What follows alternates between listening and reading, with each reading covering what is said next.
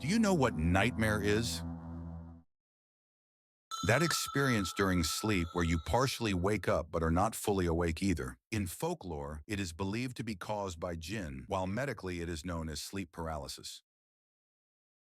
No matter how much you want to, you cannot move. Your breathing becomes tight, but you cannot breathe properly. You want to talk, shout, scream, but you can't manage it. You see everything around you, but no matter how much you want to, you can't escape. Thankfully, this situation lasts at most 1 or 2 minutes. Then you wake up.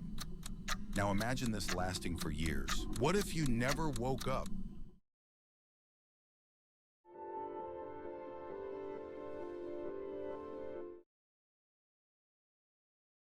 The year is 1988. In South Africa, a 12-year-old boy named Martin Pistorius had contracted an illness that no one could make sense of. First, his voice gradually became quieter. Then, strangely, he became unable to speak at all. He stopped eating and fell into a constant state of sleepiness. No matter how much doctors investigated, they could not make a diagnosis about what was happening. Young Martin was wasting away before everyone's eyes, but no one knew what was wrong. His illness, or whatever it was, progressed so rapidly that within months, Martin was confined to a wheelchair. Despite countless tests, no definitive diagnosis could be made. There were only assumptions. Because of this, unfortunately, within just 18 months, he became unable to speak, unable to feed himself, and completely dependent on care. In the end, the helpless doctors, even though they could not make a definite medical diagnosis, told the family the bitter truth. Martin had mentally regressed to the level of a baby. He was now permanently paralyzed, bedridden, and had entered a state similar to a deep coma. From the outside, there was a body that did not respond and appeared to be asleep. He was not dead, but he was not really living either. According to the doctors, he was only showing signs of a vegetative state, so much so that over the years he had neither been able to move, nor speak, nor give any reaction to his surroundings. Martin had turned into a being that stared blankly into space, moving only his eyes. Doctors told the grieving family that their son would probably never wake up again and did not have much time left. According to them, Martin was no longer there, and his body was gradually wasting away. According to estimates, he might live only 2 more years. Of course, there was a family in shock, in pain, not knowing what was happening or what to do. Therefore, since constant care at home did not seem possible, Martin was placed, on doctors' advice, into a special care home for disabled children. His parents worked during the day and went to stay with Martin at night. Watching their only son fade away before their eyes every day deeply wounded them. As the years passed, their sense of helplessness grew, and their hope was exhausted. The son whom doctors had given 2 years to live had not died, but he had not woken up either. Because of this, they began to believe that Martin was truly gone, or at least they thought so. About 2 or 3 years passed, but while Martin's body remained unresponsive, a completely different reality began to emerge from within. About 2 years after entering this coma-like state, something, whatever it was, slowly began to stir, to open up. And this return was like a light gradually illuminating the horizon at dawn.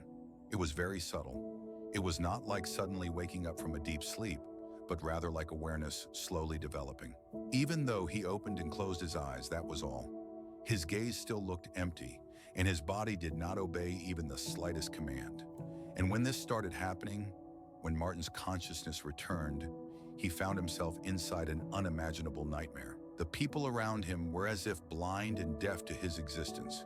They were talking and moving next to him, but acting as if Martin was not even there. Inside the body that was motionlessly placed in a bed or wheelchair, Martin was screaming and begging for help from within. But not even a whisper was coming out. He didn't know what had happened to him. It was as if he had fallen into an endless nightmare. His arms and legs were no longer his. He could not control them. And worse than that, his voice was completely gone. His awakened mind was trapped inside a lifeless body. And unfortunately, after this awakening, for a very long time, no one would realize that he was awake, that his consciousness had returned. Martin had become an invisible spectator of the world around him.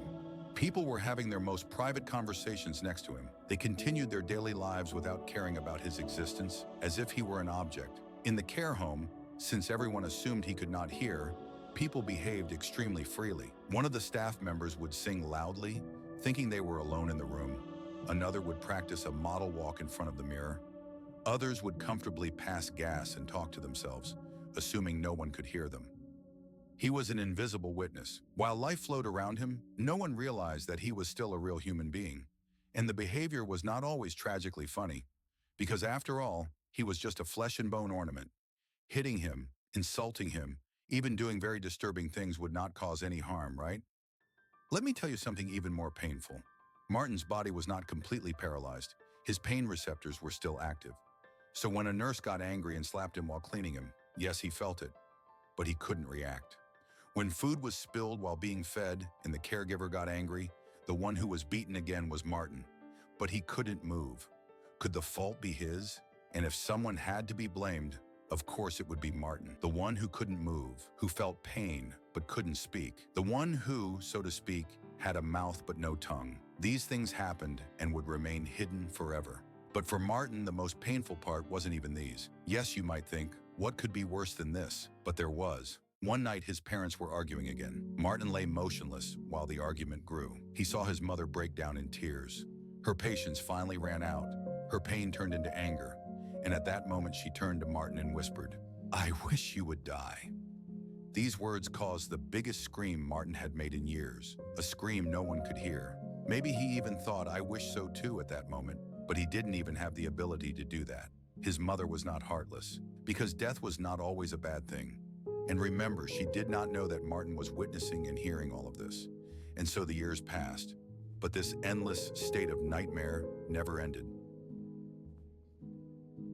During these silent and motionless years of awareness that felt like they would never end, Martin developed his own methods to avoid losing his mind and completely giving up hope. If the outside world could not communicate with him, then he would turn inward and build a life there. While sitting in his wheelchair all day or lying in bed staring at the ceiling, he wandered freely inside his thoughts. What else could he do anyway? Sometimes he imagined boarding a spaceship and flying to distant galaxies. Sometimes he imagined the wheelchair beneath him turning into a flying vehicle equipped with rockets. He visualized escaping the room and rising into the sky. As the dying sun filtered through the window, he watched the light slowly move across the room and waited for the hours to pass. He followed a tiny dust particle floating in the air, or the movements of an ant for minutes at a time, talking to them inside his mind.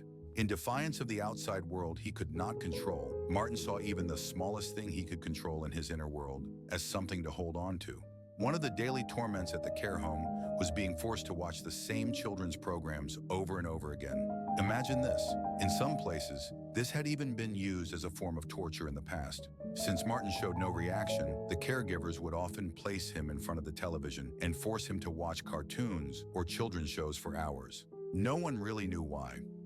Among them, one show in particular drove Martin mad, a program featuring a pink dinosaur called Barney and Friends.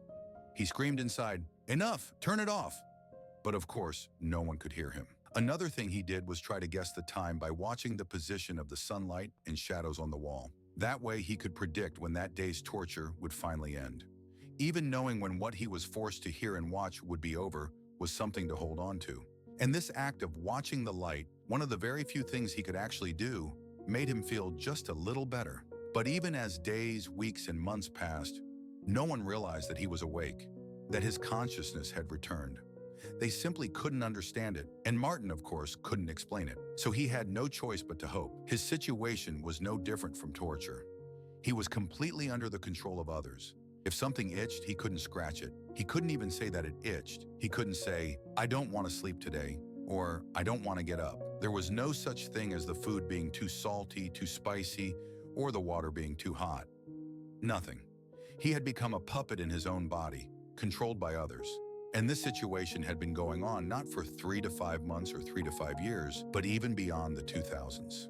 Yes, when the calendar showed 2001, Martin had been trapped inside his body for 12 years. For years, he had not been able to tell anyone, "I'm awake, I'm conscious." While being aware of everything, he had not been able to make anyone aware of him. But of course, there was an however in this story.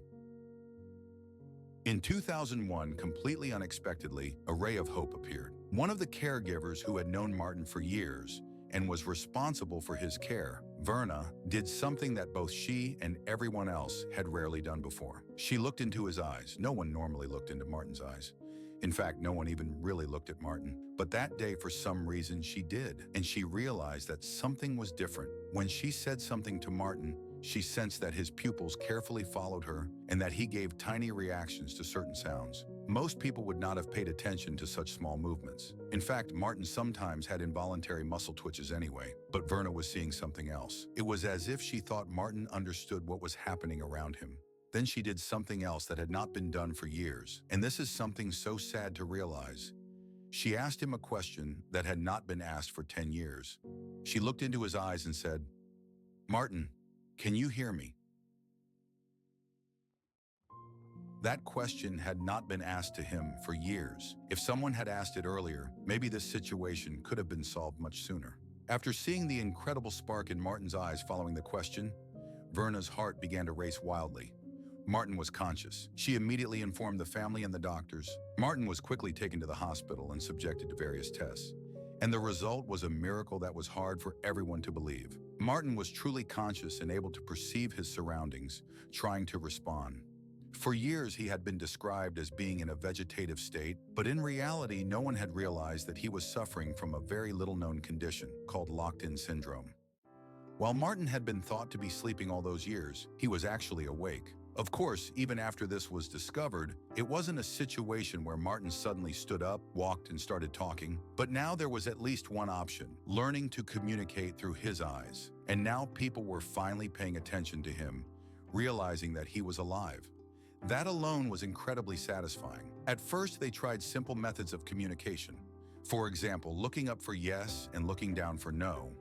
And even that simple yes or no communication felt incredible. But soon, technology also came into play. Specialists who learned about Martin's condition provided him with a special communication device. This device could detect tiny muscle movements in Martin's eyes and convert them into digital speech. Of course, when you think about it, this method was slow and exhausting. But after years, even the idea that Martin could speak in some way made every effort worth it. He had come out of the lock on his body. After 12 years of being unable to communicate with anyone, he could finally ask for water. It's impossible to fully imagine how relieving that must have felt. As he practiced day by day, communicating through the computer gradually became a natural and ordinary skill for Martin. And from 2001 onward, he began to make rapid progress. More importantly, his improvement was not limited to communication alone. Despite having been immobile for years, he seemed to slowly regain many of his upper body functions. He began to move his head slightly and even move his arm just a little. This made using the computer easier. Over time, he started using his right hand more comfortably, and after a while, he even transitioned from eye tracking to using a keyboard.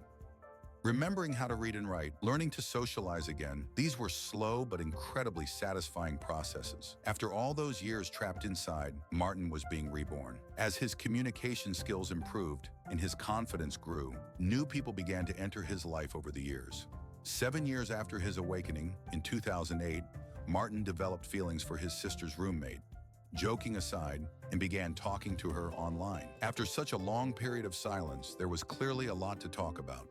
They talked for a year, and in 2009, they decided to get married. Thanks to this, Martin moved to England. Yes, the nightmare that began with this endless sleep paralysis story had led all the way here. It had turned into a fairy tale. His mind had reached full capacity again. His brain functions were no different from anyone else's.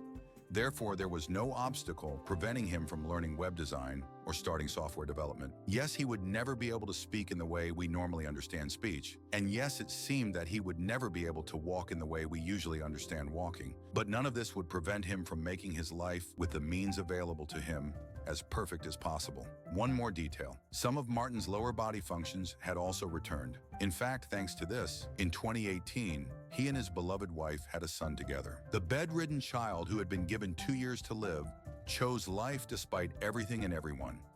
Martin Pistorius is still working in software. He lives a happy life with his wife and child. And that's not all. He gives TEDx talks. He writes the book of his story.